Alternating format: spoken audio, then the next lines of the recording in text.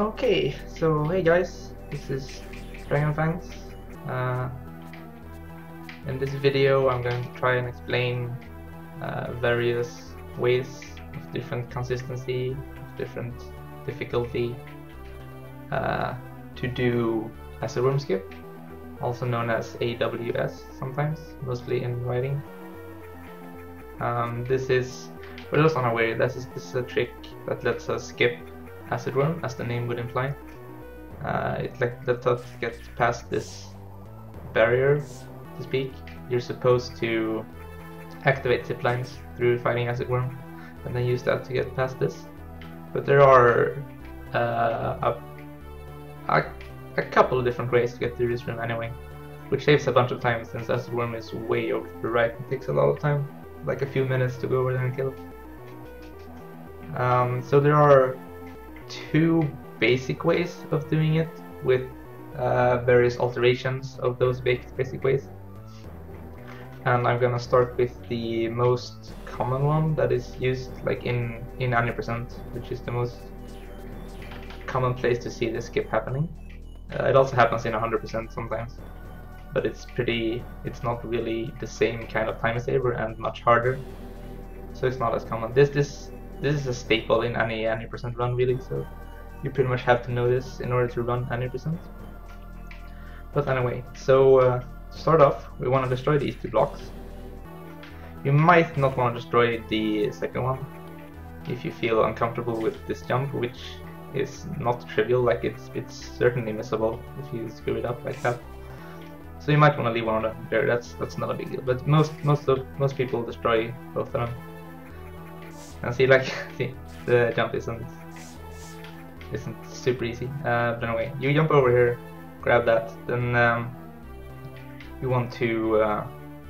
There are a few ways to get past this hurdle. The most common way is to fall down, unmorph, and then power grip the next block.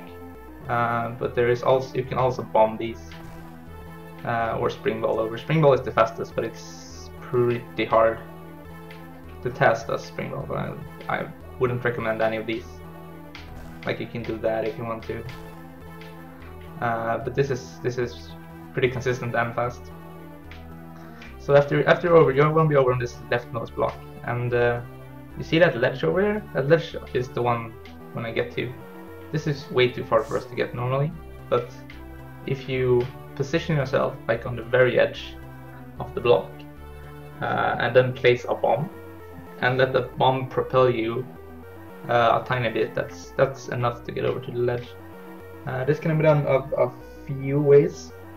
I'm gonna start with the one I use personally, which is to place as many bombs as you can fit into the time. You mainly want to go for the first two are important ones, but I just keep spamming B, so I'm sure to get something going.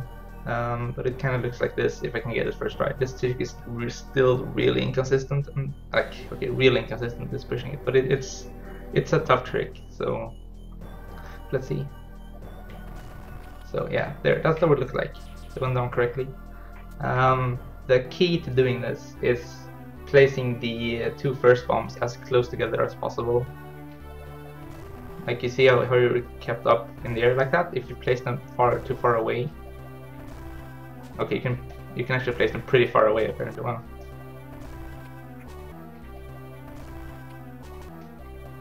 But then you apparently get. I haven't experimented with placing it this far away from each other.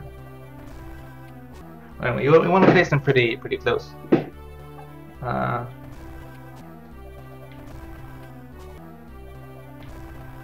And the trick after that is, like, I placed a bunch of them, but it's only really two that's important. But the real trick to this is to not start moving left until the first bomb has exploded. This is key. You don't want to move too early because you need the propulsion of the second bomb. The second bomb is what's actually jumping you. The first bomb just destroys the block. The second bomb hits you mid-air after the block has disappeared. So you want to wait a bit. Then you want to unmorph as late as you can, really. Because if you try to unmorph too early, I can't do it anymore. If you try to unmorph too early, you might sometimes get bounced by the third bomb as well, and then you're gonna be too close to the ceiling to unmorph if you try to use the same timing every time. So you want to morph late, unmorph late. So that's what I do personally, and I think that's fairly consistent. The only real hard part about that is placing the bombs close together enough, like to get the timing, the bomb placement. Actually moving to the left and then unmorphing is really easy using this method. But this is not the only one. There's also the strategy that I've seen Mobius Man use and a few others. I personally wouldn't recommend this over. Sorry, I'm gonna show later on which is what Standard Digital uses. But I'm gonna show this just for archiving, so we know. Just so we know how everything is. And that method that's probably the fastest method, to be honest. It's fastest both for RTA and in-game time, but it's such a tiny amount that it shouldn't be an issue. But what you do is you place a bomb, and then you like run off the ledge and hope for that bomb to clear you, which is this is pretty hard. You can do it like that. I honestly wouldn't recommend this. I have real trouble getting this to work. That's actually pretty harsh on the timing going left. I don't know, there. That was pretty close. There we go, that's what we want to do. I personally wouldn't recommend this. I've seen people do it, but I don't like this strat. It's there if you want to try it. It is the fastest, like I said. But the version that Standard Digital found and uses is way more consistent, and yeah, it's just more consistent to be fair. And this uses a pause buffering. So what you want to do is you want to plant the bomb and then hold right at pretty much at the same time. It's not super important that you're the same frame or anything, but at the same time you want to start going right and plant a bomb, and then you pause. And what you want is for your morph ball to be right about here, like right above the middle line in the block when you pause. So I'm pausing too early now. That's good. So if you can see that, you can start holding left in the pause screen, then unpause, and you should be fine every time.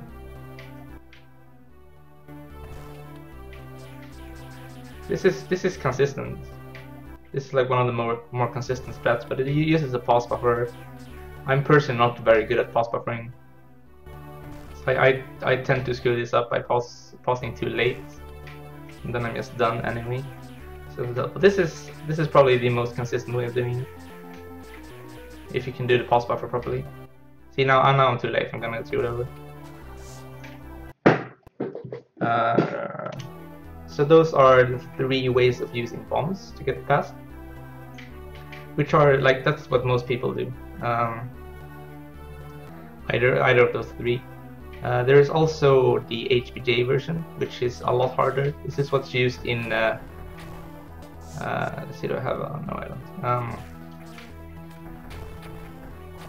This is what's used in 100% and create first 90%, where you don't have power grip, so you can't do the normal strat because you have the power grip up there. And this involves a horizontal bomb jump, which is pretty hard to do. You want to go. It's essentially a diagonal bomb jump, but you're not gaining any height, or gaining a very minuscule amount of height because you don't want to hit the ceiling. Hitting the ceiling ruins your momentum completely. So the thing you want to do is plant the bomb as late as possible in your bomb jump. Like, you want to plant them really far down. I'm not that good at doing these. I'm gonna be honest. Like, I can do it in sort of consistently, but I don't use this trick. I can show it off pretty much, but I'm never gonna do this in a real run because I don't run this route in 100%, and I don't run like this. These are weird routes or like uncommon routes to see. So you're not gonna see this trick a lot, but the main trick to this is to gain as much horizontal movement as possible from each bomb. So you don't actually want to hold right all the time like you would in a diagonal. In a diagonal, you just want to hold towards the bomb all the time to be consistently on height. What you do if you want to wait a little bit and like start moving after you fall a tiny bit. See, I got like halfway. But after you start falling, you want to press right and then bomb. Because bomb explosions are huge. Like the hitbox for these bombs are enormous. Like see, they hit you from so far away, so you don't really have to be right on top of them for them to boost you. So that's I'm gonna see if I can get this one. This is actually really hard. I'm not good at this at all.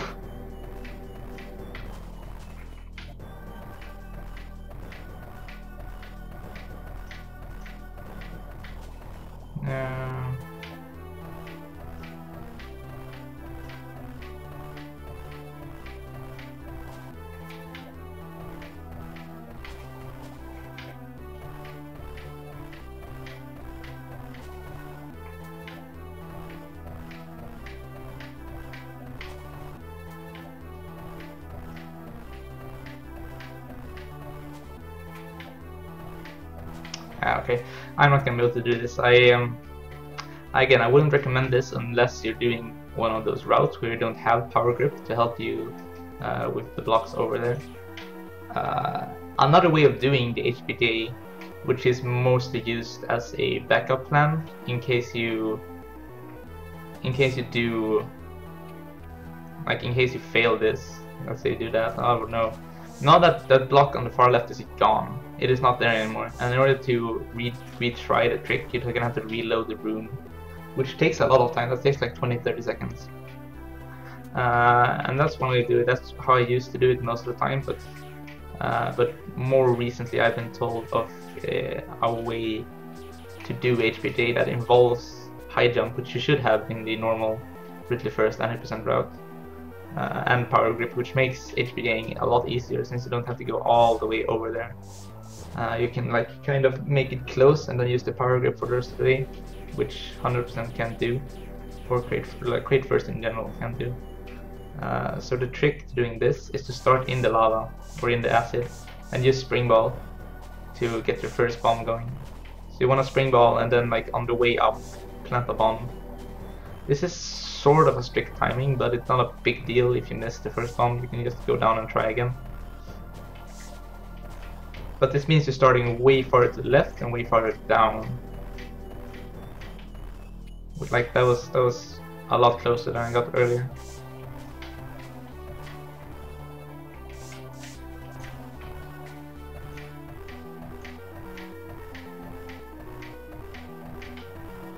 See, that's a lot easier than a normal HPG, and that's a pretty viable backup if you fail to do the normal acid run skip and break this block instead of going out to reload the room, which is very viable too if you can't HPG at all.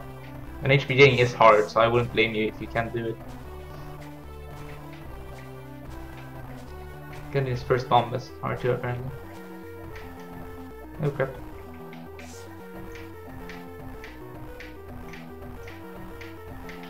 I'm gaining too much height.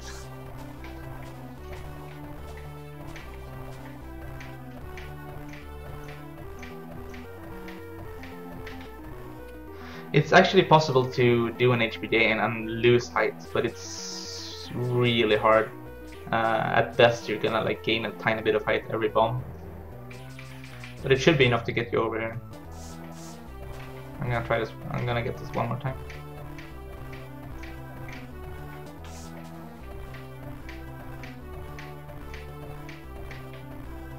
Ah.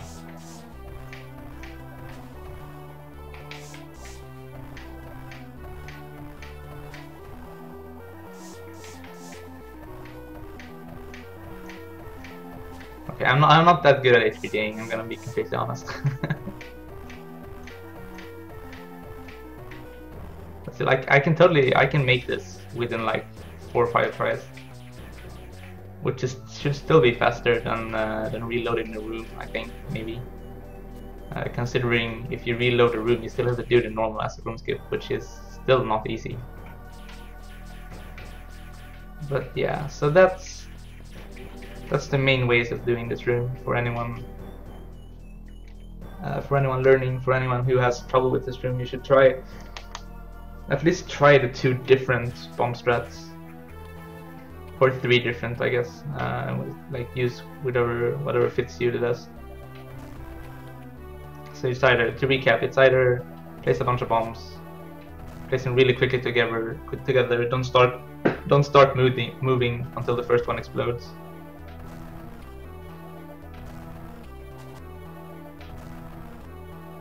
Alright, there we go. Or you can do the pause buffering. I didn't even do that right. So both of those should be at least fairly consistent. Like it should be enough to not really be scared of this. I guess you should be anyway. This is widely considered the biggest run breaker, one of the biggest run breakers in 90%. If you miss this, you're losing a lot of time, and you absolutely have to do this to get a decent time. Pretty much, Sam is gonna tell you otherwise because he's crazy like that. But anyway, yeah. So I hope that helped somewhat at least. Otherwise, you can go to the M2K2 forums and ask if you're having trouble. We're all happy people that are happy to help. So yeah.